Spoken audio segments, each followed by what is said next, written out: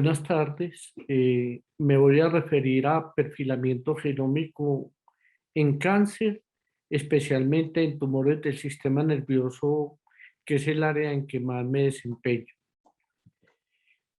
La medicina de precisión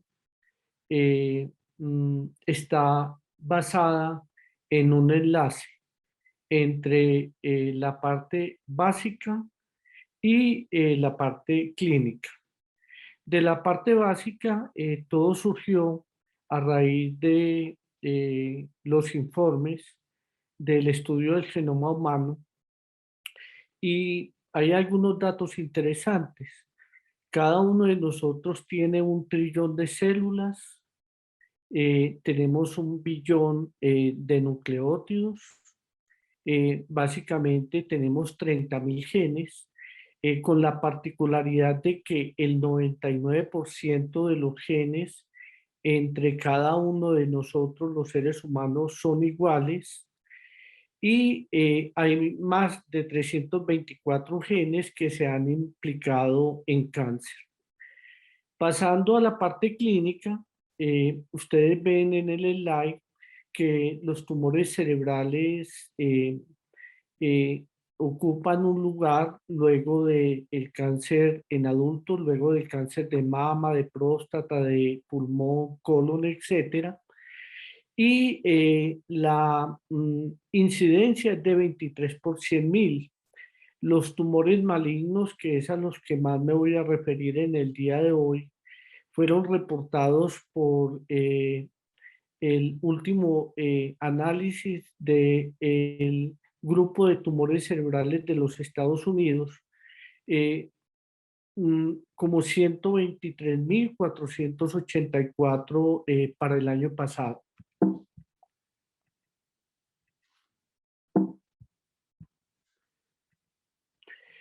En el perfilamiento genómico de los tumores del sistema nervioso central, entonces el pilar es la secuenciación de nueva generación. Esta secuenciación de nueva generación permite buscar mutaciones o alteraciones en la epigenética y eso tiene repercusión primero para conocer mejor la biología molecular. Lo segundo, permitió una reclasificación de los tumores cerebrales que hasta hace poco se basaban solo en hematoxilina eosina e inmunistoquímica, pero vamos a ver posteriormente cómo estas plataformas permiten corroborar el tipo de tumor y subclasificar. Y a su vez lleva a la utilización de terapias de precisión. Concretamente nos vamos a referir a moléculas pequeñas, a los biológicos y a la terapia genómica. Todo ello se puede hacer con el soporte de genómica computacional, básicamente haciendo análisis in silico. En última instancia, lo que da origen al cáncer es, como les decía, la alteración genómica o epigenómica que lleva a que haya una transcripción de una proteína y esa proteína va a tener su expresión fenotípica y va a llevar al desarrollo de la neoplasia. Entonces, acá les puse como ejemplo una proteína que es el 2-alfa ketoglutarato, que es una proteína de novo creada por los tumores, específicamente por los gliomas, lo cual lleva a su vez a alteraciones en la metilación del DNA y a que la neoplasia prolifere indiscriminadamente. Pero yo ahora hacía alusión a que todos tenemos el 99% de los genes iguales. Realmente lo que lleva a la diferenciación de los tejidos para una función fisiológica o la desdiferenciación en el caso de las neoplasias es la parte de epigenética. Los estímulos ambientales prenden, modulan o apagan genes. Y básicamente esto lo hace a través de la metilación de los promotores, la modificación de las histonas o los RNA no codificantes. Eh, todo esto lo pueden hacer sin cambiar la secuencia del ADN. Son alteraciones reversibles y tienen la particularidad de que se pueden heredar. Para ir profundizando en la parte de secuenciación de nueva generación, necesito entrar en unos conceptos básicos de genética. Recuerden que la mutación puede ser germinal, lo cual se da a través de la meiosis, en donde una célula que tiene 46 cromosomas da origen a 4 células, cada uno con 23 cromosomas. Cuando hay algún tipo de alteración en cromosomas, ya sea en el óvulo o en el espermatozoide, esto se refleja en el cigoto y todas las células del organismo de la persona que tiene esta mutación en las células germinales la van a presentar. Es diferente de la alteración somática, en donde una célula con 46 cromosomas da origen a 2 células hijas idénticas, cada una con 46 cromosomas, y esta, cuando ocurre una mutación en las células somáticas, como ocurre en los tumores, se limita a la lesión tumoral, pero el resto de tejidos del organismo, incluyendo los tejidos vecinos, no tienen dicha mutación. Las mutaciones, las somáticas, tienen la particularidad de que son heterogéneas, o sea, dentro de un mismo tumor pueden haber diferentes tipos de mutaciones, ya sea en la periferia, en el centro, etcétera. Y eso ha permitido, pues, ver que no nos podemos basar, en el caso de los gliomas, solo en el informe de patología, en los casos en que se toma muestra, sino que nos tenemos que apoyar de las imágenes. Entonces, esta heterogeneidad de las alteraciones cromosómicas ha permitido subclasificar los diferentes tipos de tumores en pequeños grupos. Inclusive las metástasis también pueden tener diferencias en las alteraciones cromosómicas. Y estas son dinámicas. A medida de que va cruzando el tiempo, se van sumando o se van apagando estas alteraciones. Entonces, podemos decir que el cáncer es una enfermedad genética, normalmente en el ciclo celular, donde está la fase de crecimiento de la célula, de síntesis, un nuevo crecimiento y la mitosis, es regulada por una serie de señales. Cuando ocurren mutaciones que dan origen a las neoplasias, se pierden esos mecanismos regulatorios, proliferan células con las alteraciones cromosómicas cada vez mayores, escapan a los mecanismos de defensa del organismo y pueden dar origen a metástasis. Básicamente se han implicado 3 tipos de alteraciones en la expresión de los cromosomas. Una es la producción de factores de crecimiento, mm, en este caso tumorales, en donde se activan protooncogenes que dan origen a oncogenes. El segundo mecanismo es la pérdida de factores inhibidores del crecimiento tumoral. Se suprimen estos factores inhibidores, permitiendo que las células crezcan de una manera desmesurada. Y el tercer mecanismo es la alteración en la reparación de los daños del DNA. Todo ello, como les digo, va a llevar entonces a un crecimiento aumentado.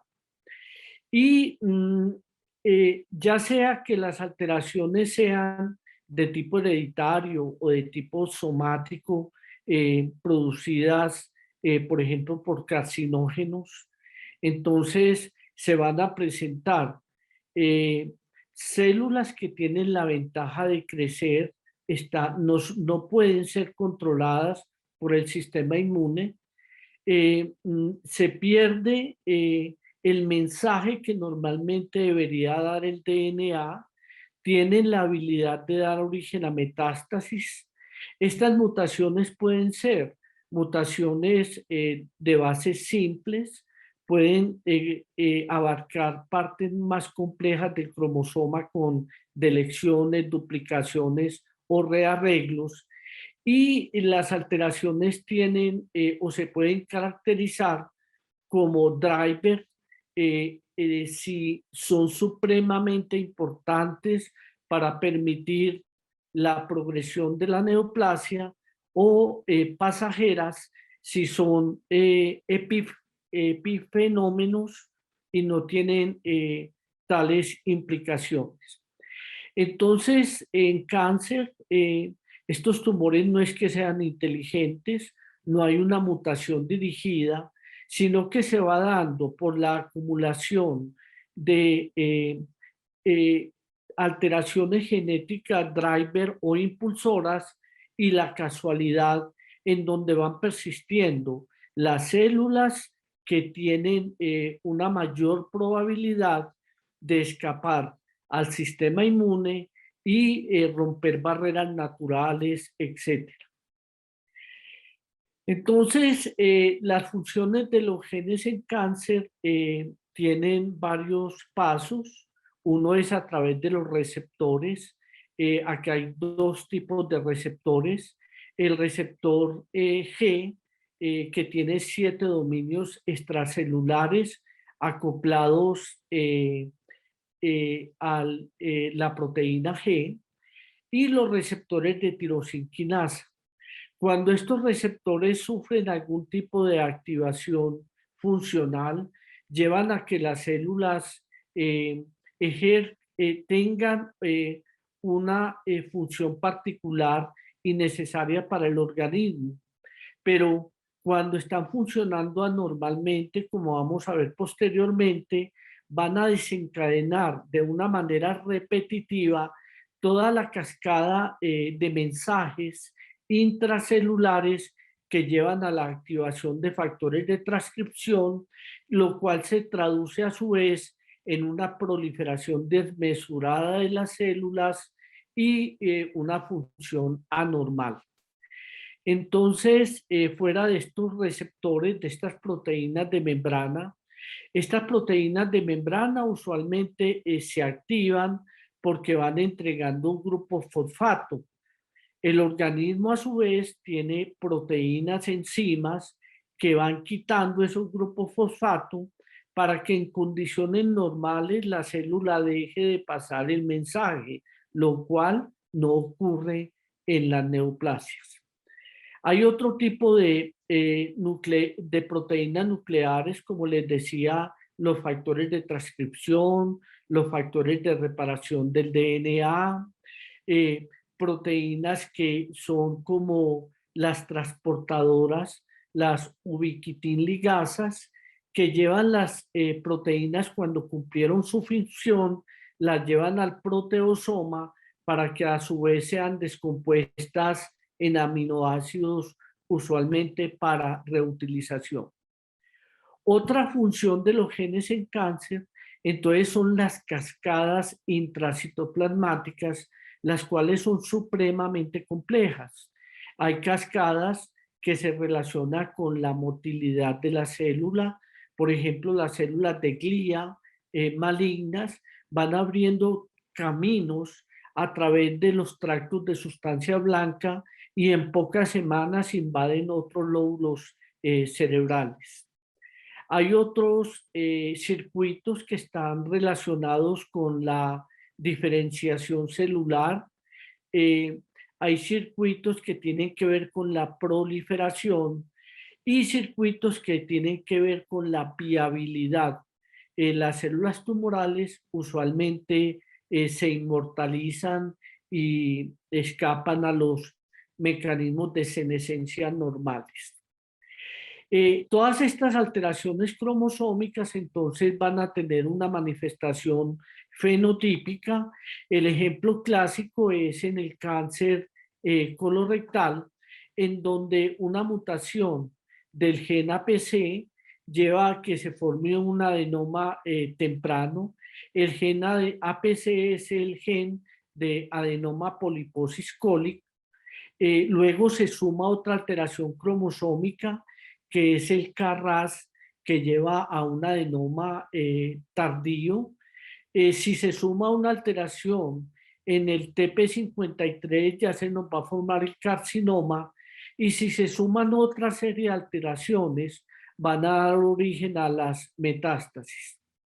Entonces, se sacaron inicialmente en el 2011 lo que se consideraba que tenía que ver con el desarrollo de la neoplasia maligna. Entonces se pensó que había una señal proliferativa sostenida, que las células evadían los mecanismos supresores de crecimiento, de que se activaba toda la invasión y metástasis, que las células se volvían inmortales, que proliferaban neovasos, había angiogénesis y que las células podían quedarse luego del tratamiento de neoplasias, eso se ve mucho en cáncer de mama, dormidas para luego posteriormente despertar y dar origen nuevamente a la neoplasia.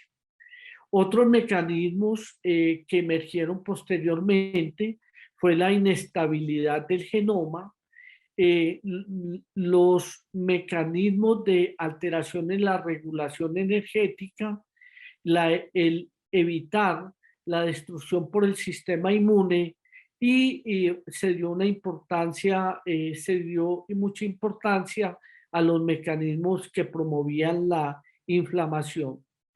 En base a todo lo que se pensó o se piensa que está relacionado con el desarrollo de la neoplasia, pues se han buscado la forma de contrarrestarlos. Entonces, por decir algunos ejemplos, los inhibidores del factor de crecimiento del receptor, de factor de crecimiento epidérmico y de otros receptores de membrana, tratan de evitar una señal sostenida para la proliferación. Eh, eh, los inhibidores antiangiogénicos, como el factor de crecimiento del endotelio vascular, el bevacizumab, trata de frenar esa neoformación de vasos. Y así cada uno de ellos.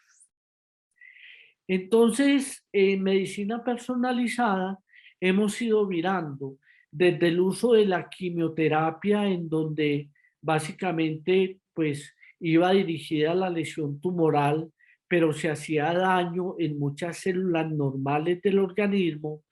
Hemos pasado a utilizar moléculas blanco dirigido, básicamente moléculas pequeñas y biológicos, los anticuerpos monoclonales, o hacer manipulación genómica con las herramientas del CRISPR-Cas. Hablando de las moléculas blanco dirigidos, entonces en la parte izquierda tenemos del slide, tenemos que básicamente son dos tipos de moléculas blanco dirigidas. Las moléculas pequeñas que tienen menos de 900 Dalton se pueden administrar por vía oral y tienen la particularidad de que actúan a nivel extra o intracelular. El otro tipo de moléculas de medicina de precisión son los biológicos. Son más grandes, tienen más de 900 Dalton, usualmente o no, siempre tienen que aplicarse por vía parenteral y solo actúan a nivel extracelular. por su tamaño no pueden entrar intracelular. Ustedes ven ahí ejemplos de las moléculas pequeñas, por ejemplo, el erlotinib, y de los biológicos, un anticuerpo monoclonal podría ser el cetuximab. Y hablando del cetuximab, o hablando de los anticuerpos, les traje un ejemplo de cómo actúan los inhibidores de tirosinquinasa. Entonces, si en un paciente con cáncer de pulmón se detecta una alteración, por ejemplo, una delección en el exón 19, eh, básicamente lo que se sabe es que esos pacientes activaron el receptor de tirosinquinasa que tiende a formar dímeros, normalmente está en monómeros, y abre permanentemente el sitio de entrada del ATP para que se entregue continuamente los grupos fosfato y se activen todas las cascadas intracelulares.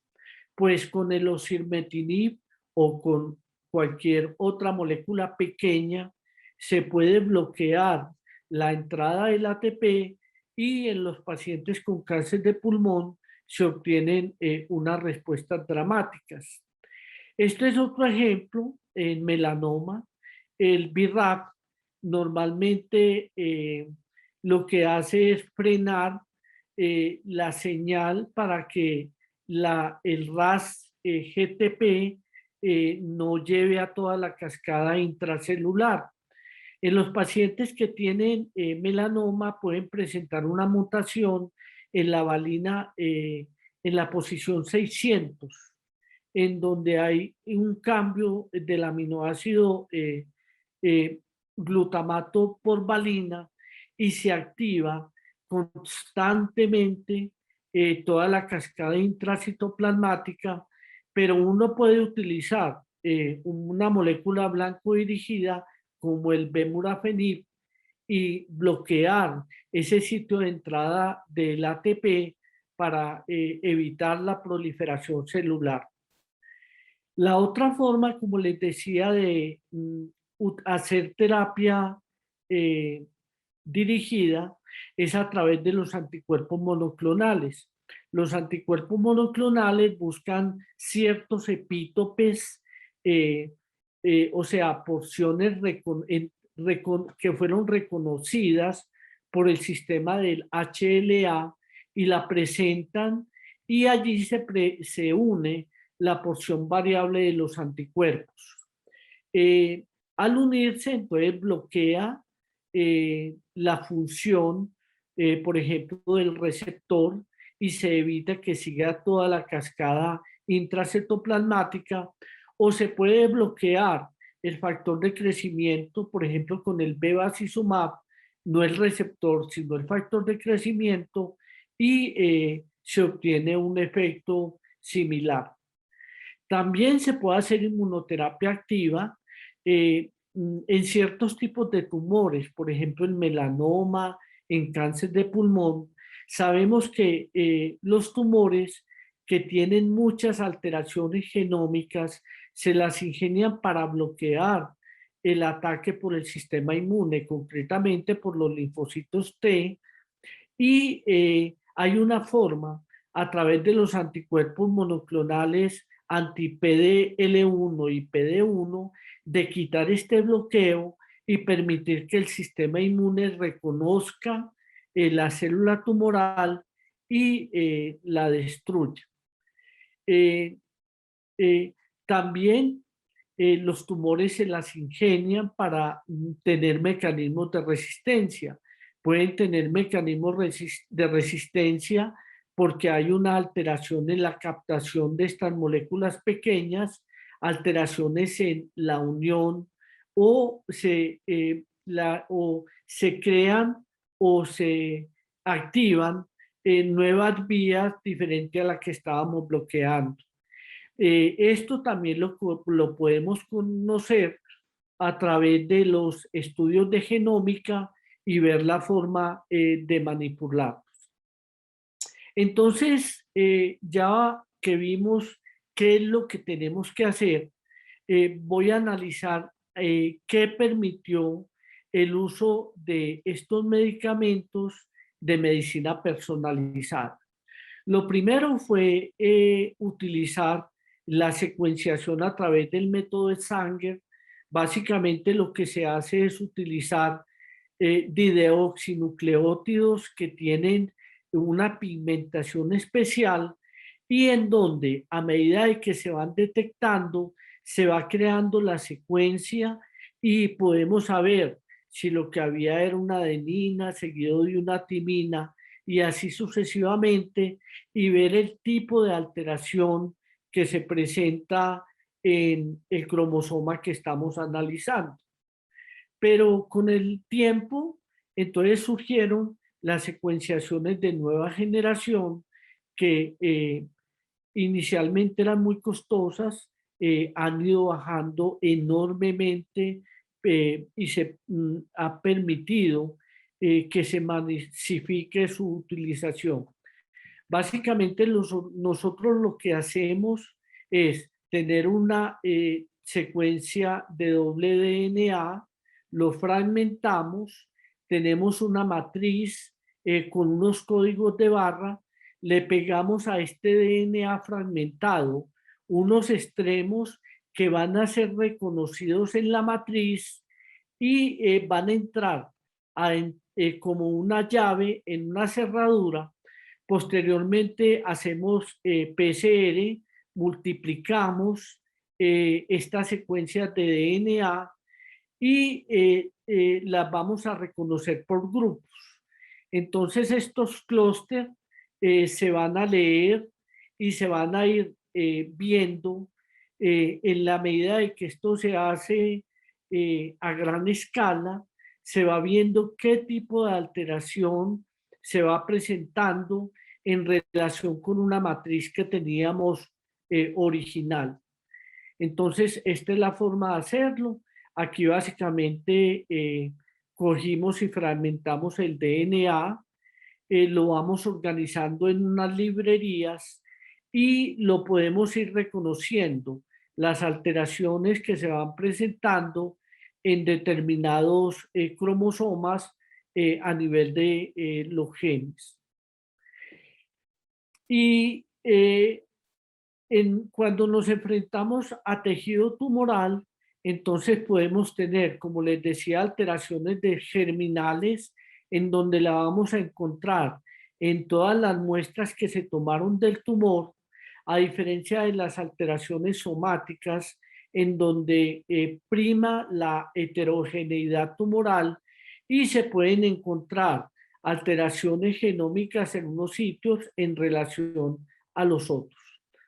Lo otro que estamos usando es las biopsias líquidas, básicamente una muestra de sangre en donde se busca DNA circulante y se hace el mismo análisis en la secuenciación.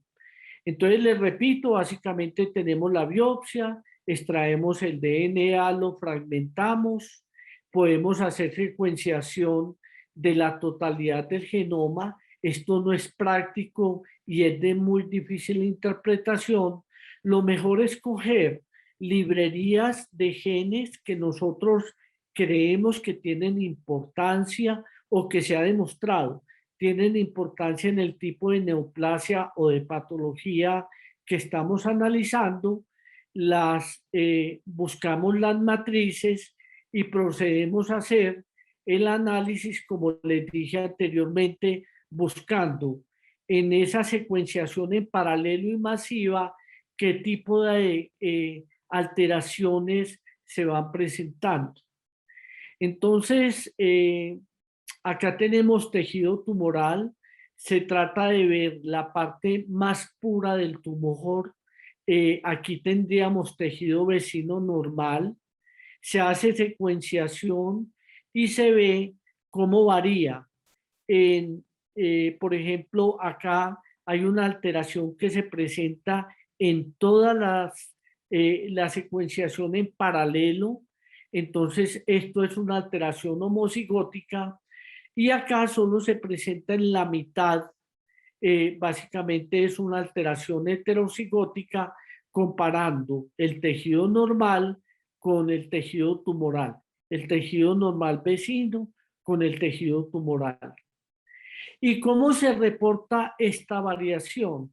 Entonces, se reporta el tipo de gen, dónde está codificado, en qué posición del nucleótido está la mutación, qué tipo de base se cambió. Por ejemplo, una timina por adenina.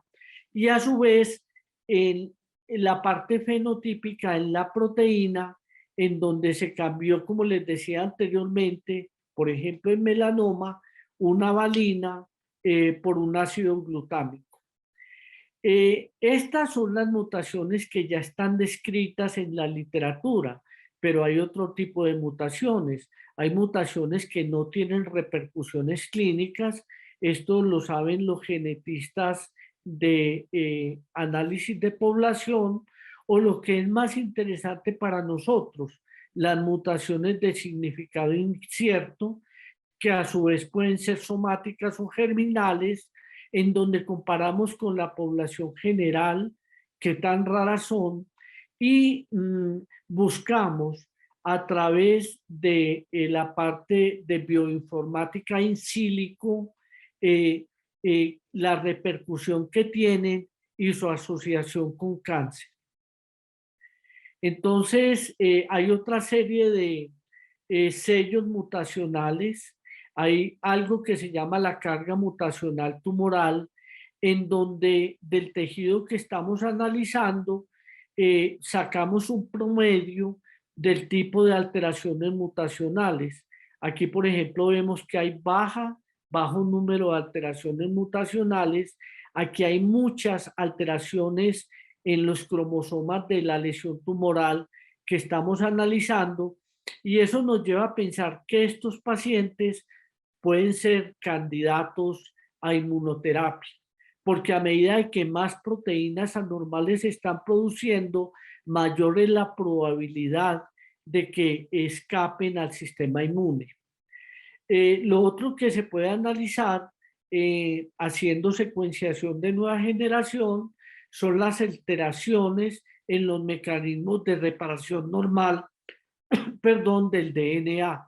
Entonces podemos ver de que hay un DNA relativamente estable o un DNA que tiene muchas alteraciones, digamos, microsomales, es inestable, y este también sería candidato a inmunoterapia. Entonces, como les decía, en el caso de los gliomas, esta es la nueva clasificación que va a salir de los gliomas para el 21. Pensábamos debe estar para diciembre. Miren cómo la parte de hematoxilina, eosina e inmunistoquímica se acompaña del análisis del perfilamiento genómico específicamente para cada una de estas alteraciones.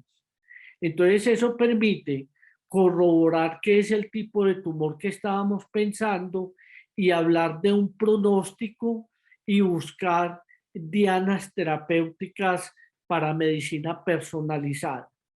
Entonces, yo este año me tomé la libertad, pude analizar 31 pacientes con gliomas de alto grado, en donde eh, eh, permitió corroborar el análisis de patología inicial o corregirlo. Por ejemplo, si tenía un IDH mutado, tenía mutación de ATRX, de TP53 y de esta ciclina, este paciente realmente lo que tiene es un astrocitoma mutante para IDH, lo que antes llamamos astrocitoma anaplásico, o pude, buscando estas alteraciones, corroborar si el paciente tenía un oligodendroglioma o un glioblastoma como tal. Analizando estos 324 genes y estos rearreglos en cada una de las muestras de patología o en las biopsias líquidas, si el material que teníamos estaba muy deteriorado o estaba muy escaso. Entonces, de estos 31 pacientes con gliomas de alto grado, la mayoría eran mujeres, las lesiones predominaban a nivel frontal y temporal, la mayoría eran glioblastomas, eh, y se hizo el análisis en bloques de parafina. Aquí tenemos los genes en los que se encontró mayor número de mutaciones. Y a su vez eh, me permitió analizar a la segunda recaída las implicaciones de que tuvieran esas alteraciones genómicas. Entonces, a la segunda recaída busqué los pacientes que se caracterizan porque tienen, por ejemplo, oligodendroglioma, que la tenían los pacientes, y miren la diferencia en la sobrevida comparado con los pacientes, perdón, con el tiempo a la recaída comparado con los pacientes que no tenían las mutaciones y con una P significativa. Entonces, para terminar, hemos ido cambiando a través del tiempo. Yo me gradué en el 83, en época en la que era muy importante la semiología, uno cogía experticia clínica. En este momento, en aras del tiempo, la ley 100 no nos brinda el tiempo suficiente para dedicarle a esta área de los pacientes, desgraciadamente. Luego vino la parte de la innovación. Uno puede coger una resonancia y decir, sí, yo pensaba que la lesión era supratentorial derecha, frontal. Aquí lo corroboro rápidamente en la resonancia. Tenemos gran cantidad de literatura eh, y nos basamos en la biología molecular y en la bioinformática para pasar de esta parte semiológica a la parte de medicina personalizada, en donde cada paciente lo vemos como un ser individual susceptible a una terapia individual. Básicamente eso era lo que tenía para comentarles el día de hoy. Muchas gracias.